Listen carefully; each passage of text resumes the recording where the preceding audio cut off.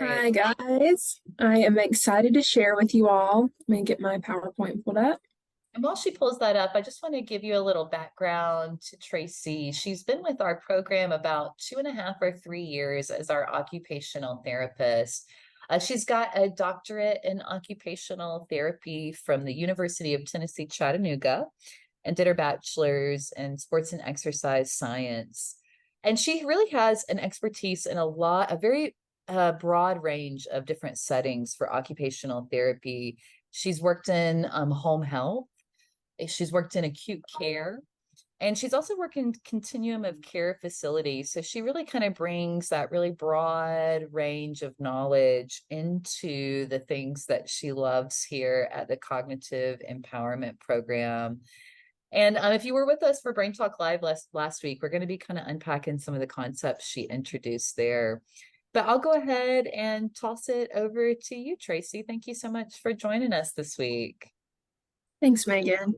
So like Megan mentioned, we're going to be chatting a little bit today about outsmarting stress.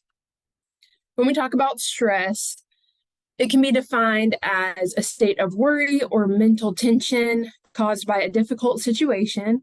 Stress is a natural human response. It prompts us to address challenges and threats in our lives, and everyone experiences stress to some degree. The way we respond to stress, however, makes a big difference. So there's things called good stress, which is what helps us get up and get things done rather than sitting on the couch all day. And then there are things like bad stress that can cause our body to go into that kind of fight or flight mode where we are in like a state of survival. Our blood is probably pumping a little bit harder. Our pulse is raised. Maybe we're getting a little bit sweaty. Our body temperature might raise. So kind of that physical response. And that's a little bit more of what we're going to be talking about today. So we're going to put a poll up for you guys. And I want you guys to just answer the poll on how stress intertwines into your life. If it's something that you don't really deal with, you know, maybe you just have that good stress, just enough to get you up and going throughout the day. Or if it's something like stress is a part of my life. I have a lot going on. I'm constantly stressed. So we'll send that poll out. I want you guys to answer that, and then we'll talk about the results here in a minute. But on average, research shows that 77% of Americans report experiencing stress that affects their physical health. So not just that day-to-day. This is the kind of stress that we were talking about, like raising your blood pressure or something that is physically making them ill.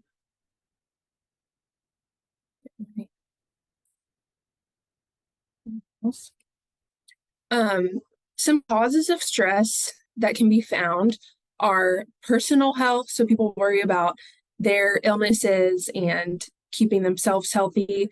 We, of course, stress about our family's health and how they're doing. We stress about relationships and maintaining those relationships or problems that arise in relationships. We stress about the economy, especially nowadays with all of the uncertainty and inflation and things like that. And then, of course, money.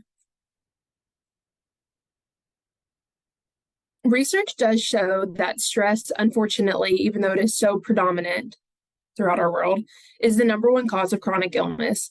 So when a stressful event occurs, your brain sends a distress signal to the rest of your body. It puts everything in hyperdrive from your head to your toes. And once that kind of initial adrenaline rush is over, your body goes into what we call the second wave of stress, which is that like chronic stress.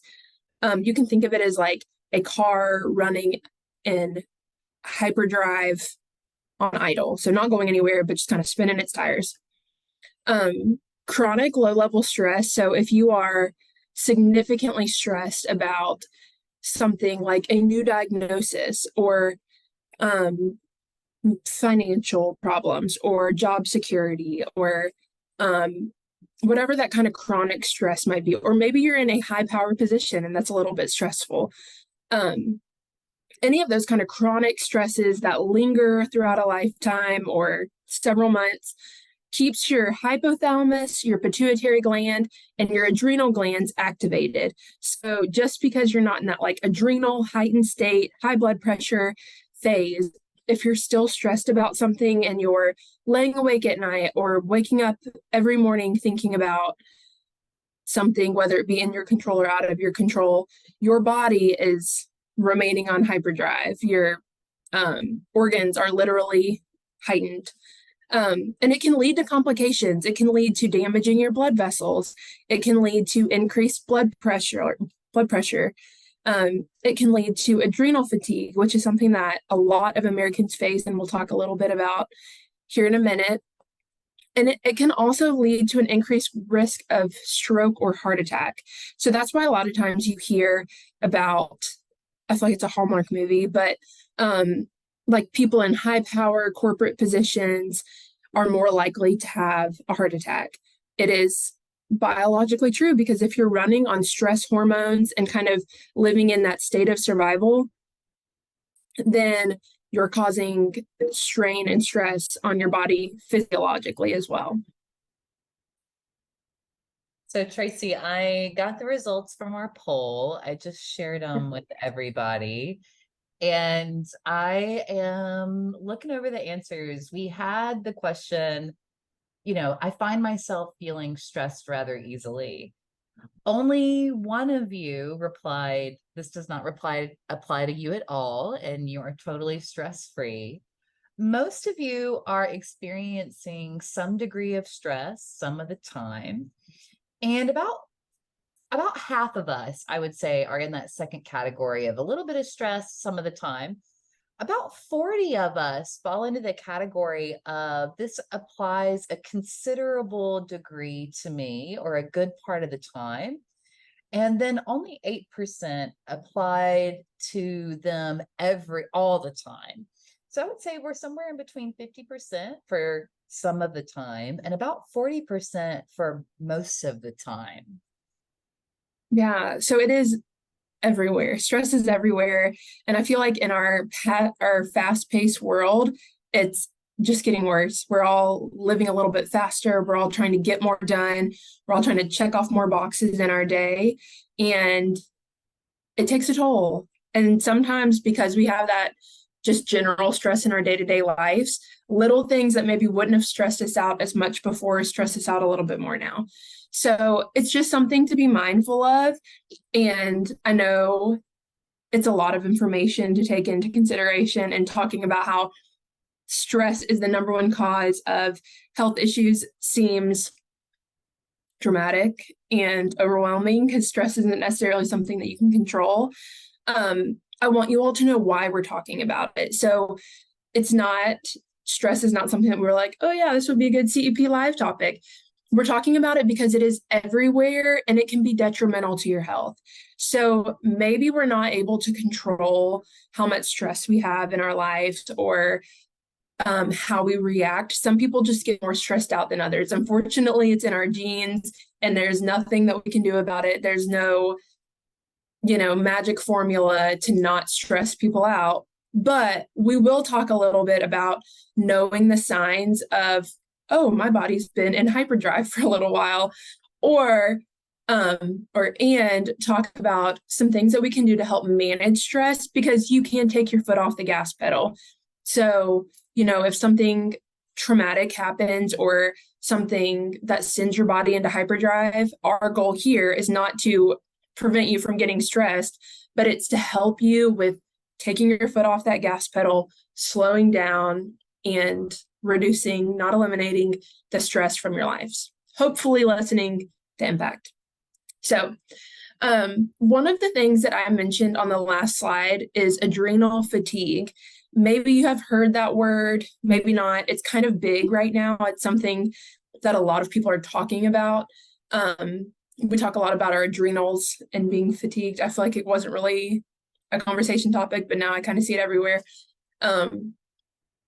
So some symptoms of adrenal fatigue, I want you to keep these in mind and think about your personal life. Are these things that you're feeling? Are these things that are manifesting in your day-to-day? So some symptoms are poor immune system, hair loss or thinning, brain fog, chronic fatigue, so always feeling tired, lightheadedness, digestive problems, weight gain, and general body aches. When I was doing some research on adrenal fatigue, there was no like percentage of how many people are affected by this, but every article that I read said the majority of Americans. So, I mean, that just goes to show there's a lot of times adrenal fatigue is not something that's necessarily diagnosed because it is so common. And a lot of people are like, I just kind of feel crappy, and they just think that's part of it. But I want to let you know that your adrenals, if you have a lot of stress in your life and you feel like you kind of can't catch a break or, whatever that might be, your adrenals are probably fatigued. They've been running on cortisol and that stress hormone for so long that they aren't functioning the way that they're supposed to be. And so that kind of manifests itself in your body as a poor immune system or hair loss or being tired all the time, no matter how much sleep you're getting, or feeling lightheaded or having digestive problems. And so one of the ways, the number one way to improve that is to manage your stress a little better. Again, we're not talking about eliminating stress, but managing your stress and then nourishing your body with proper nutrition. So taking a good multivitamin, just making sure that because your body is putting out so much effort in the stress, you're replenishing it with good vitamins and minerals, even if it's just a good daily vitamin. Maybe you're somebody that's like, I have ate a Southern diet and biscuits and gravy will forever be my breakfast, and you're not going to change that. I get it, but throw a multivitamin in there. Just make sure that your body's still getting some good nutrients.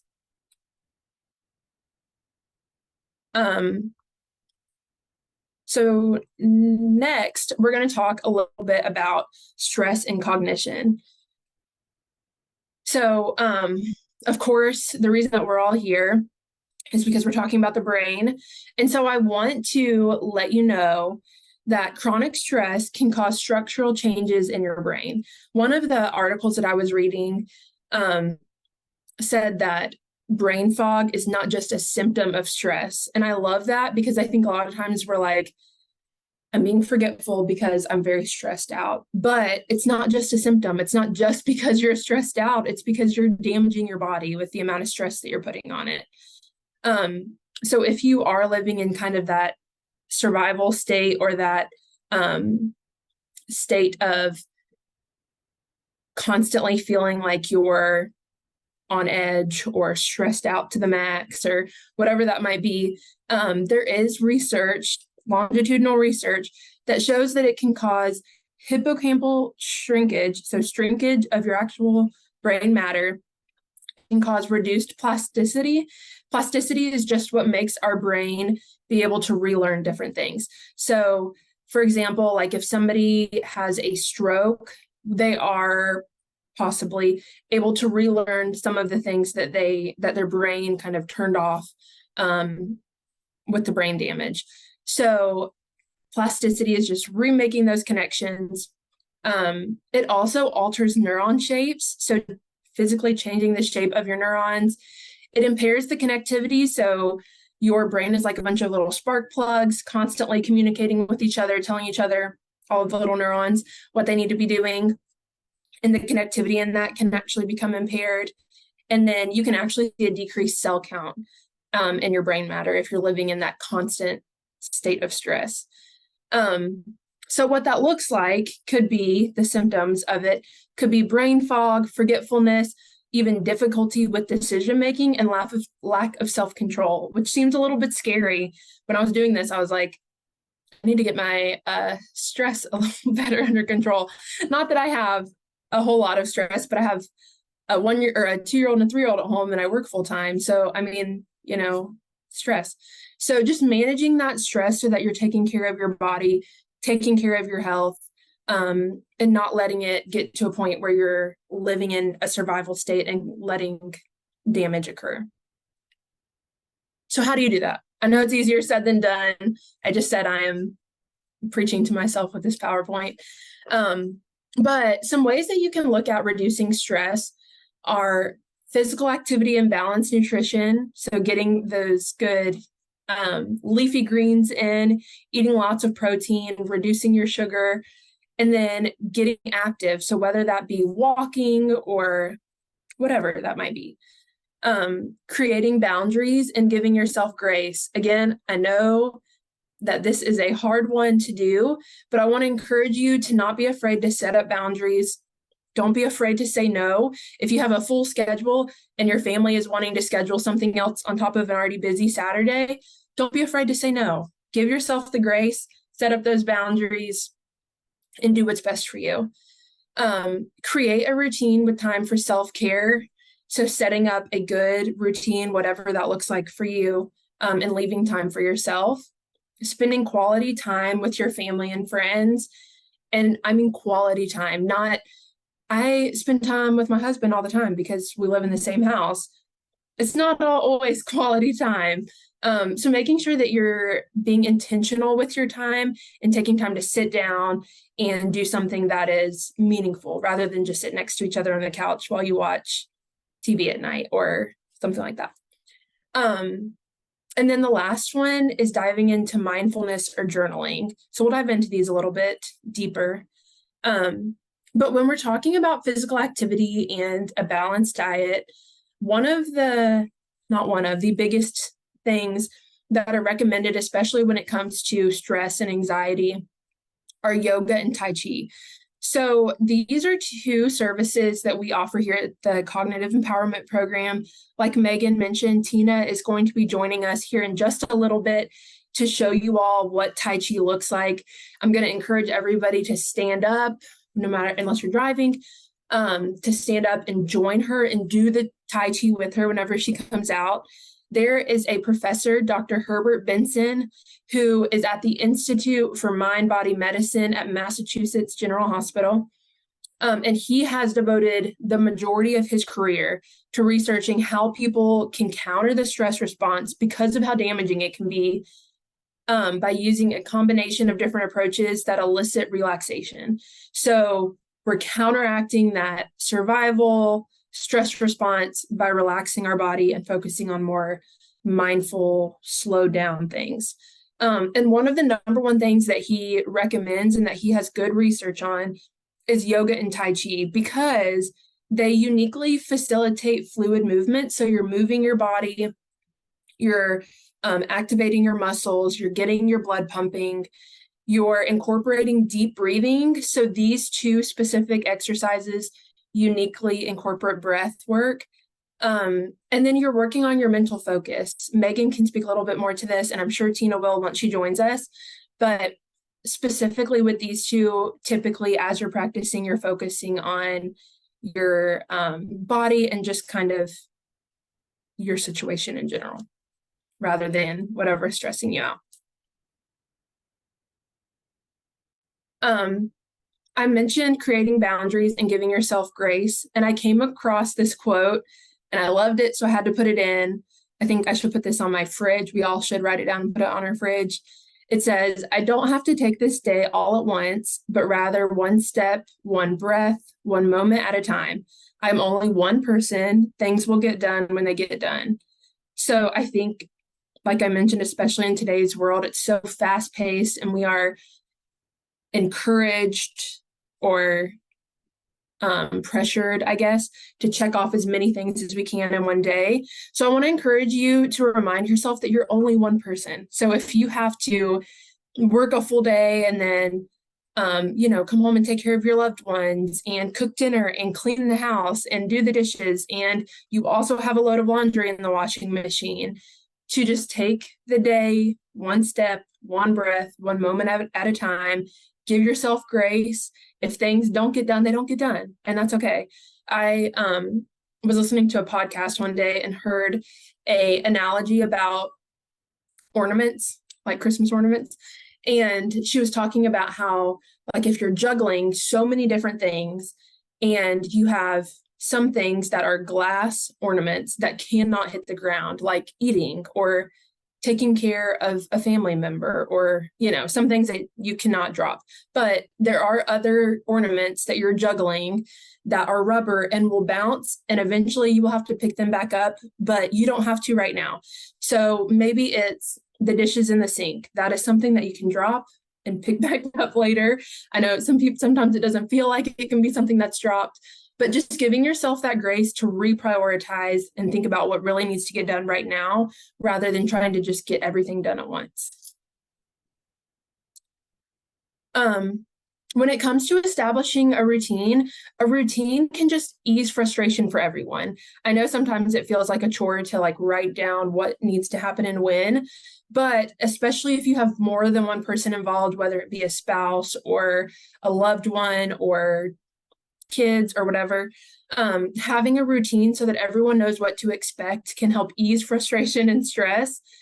And writing things down on a calendar or on a whiteboard so that they are visible and everyone knows what's going on can just kind of help guide your day, make it a little bit smoother, make sure that everyone's on the same page so there's no missed expectations. And then, of course, I'm going to encourage you to set aside time for meaningful tasks each day, no matter what that may be, whether it's taking a bath or maybe you're a really big quilter. I want to encourage you to sit down, and even if you're just putting together a couple of squares, just do it. Just take a couple of minutes for something that just you enjoy.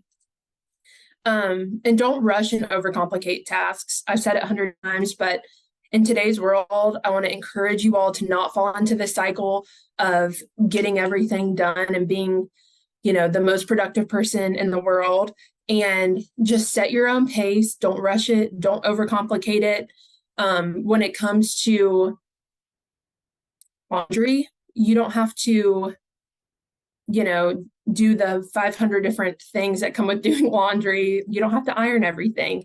You don't have to have all of the scent beads and a pod and whatever, all of the different things. I feel like there's 100 steps to everything nowadays. So don't overcomplicate the simple things.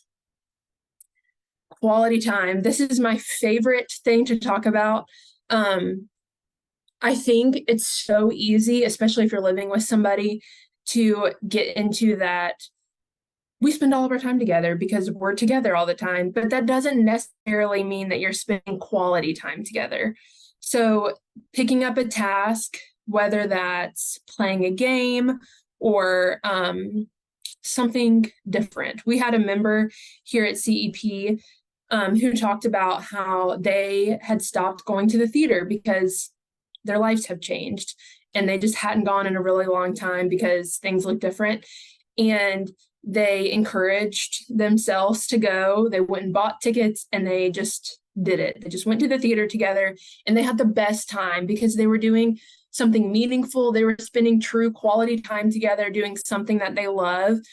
So even though it can seem like a task, sometimes, sitting at home on the couch is a lot easier. But taking the time to rediscover what your new normal looks like, even if it's, still going to the theater, but maybe it looks a little different now, or, maybe you find a theater that's a little bit closer to home and you're not going all the way into town for it. Just rediscovering what that new normal is and getting creative with how you're spending your time. We sometimes have to reframe our expectations. So when it comes to like a specific diagnosis or something like MCI, things are going to be different. They just are. Conversations are going to be different. Engaging in games or tasks, whatever that might look like, is going to look different.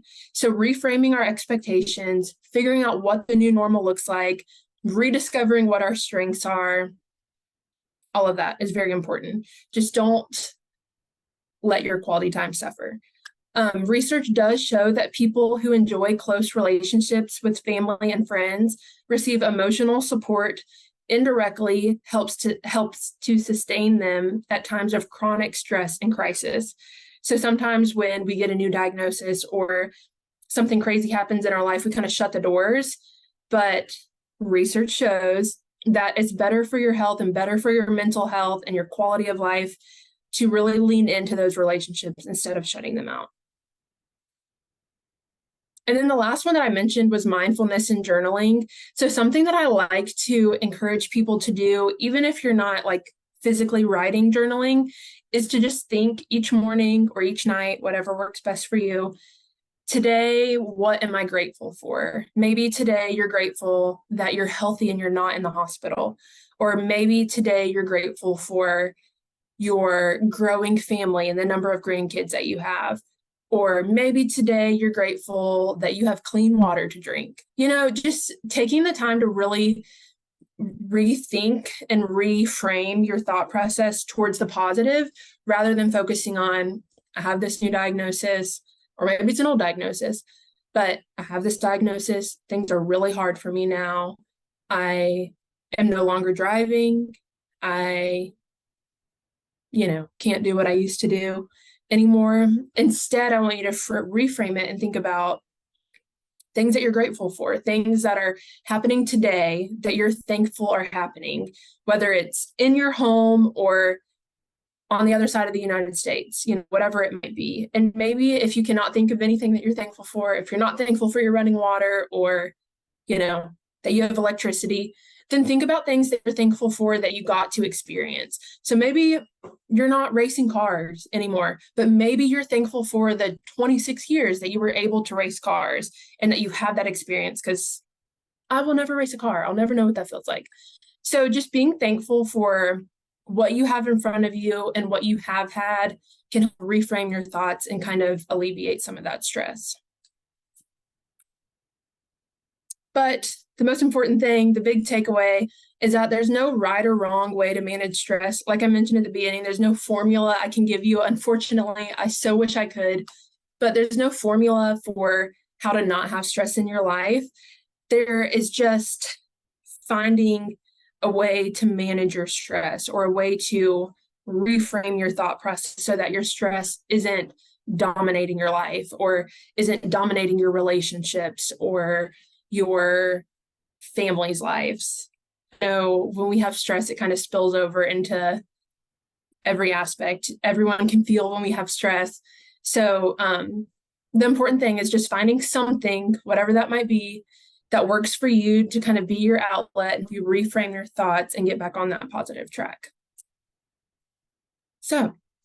Well, we did have some questions come in, Tracy, and there's some pretty good ones. Earlier, we were talking a little bit about stress levels and cortisol levels, and we had a question come up about, if we go to the doctor and get a cortisol test, is that an appropriate measure of our degree of stress? And I will say, Tracy and I are not neuropsychologists. We don't specialize in testing, but it is my understanding that the cortisol stress level test are really more a determination if you have some sort of dysfunction or disorder in your adrenal glands versus being a direct correlation to your stress levels. So the stress levels that you are sensing, there may not be a direct test that will be able to determine what your stress levels are. It might have to be something that you determine based on your everyday living experience of how you experience stress in your body and your thoughts and your life. Tracy, anything you want to add on to or say about that as far as these tests for cortisol levels go? I agree with you, Megan. I think a lot of times that test is used when it comes to dysfunction. And a lot of the research that I was reading, one of the articles was actually from the Harvard School of Medicine.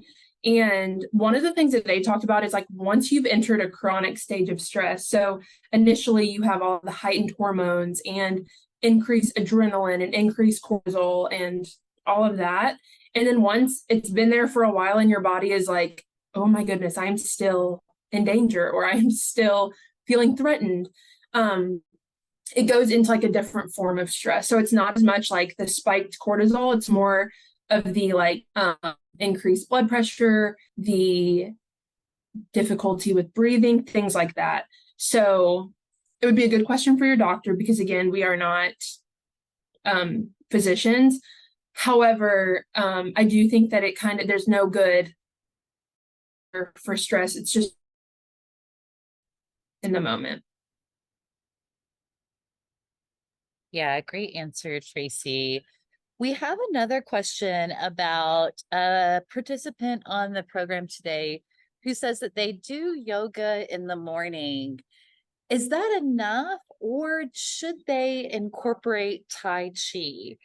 And I think this is a great question. And being the yoga instructor in the group, I'll just kind of take it on if that's okay, Tracy. But Absolutely. I will say, if what you're doing already, if you have a system in your life to manage stress and it's working for you, then it's enough. No need to change. If you're doing your daily yoga classes and they're really kind of helping you process and inform, then for sure, stick with that.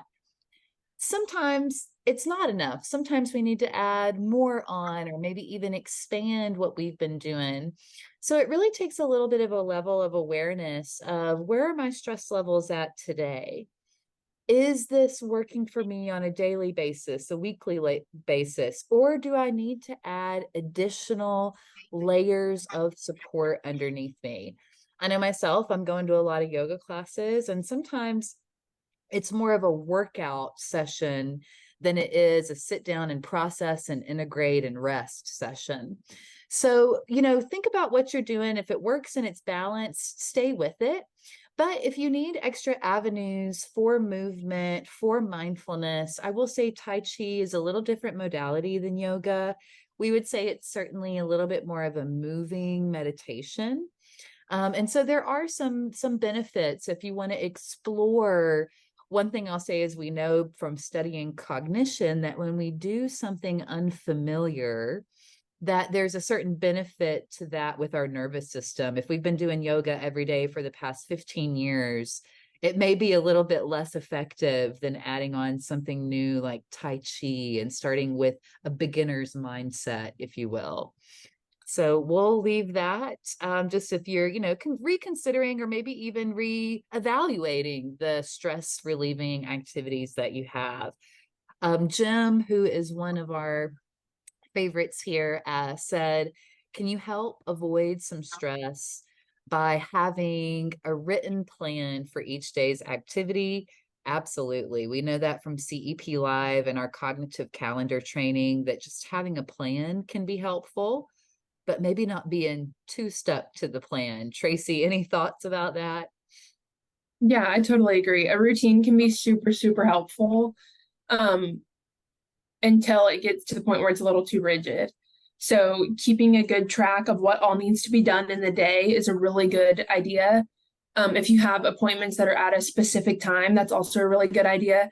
But something that we caution about is, like, if you're setting up that expectation, like 9:15 to 9:45, I'm going to do this, and then 9:45 to whatever, I'm going to do this, it can sometimes set us up for even more stress. So having a good list of everything that needs to be done is really good.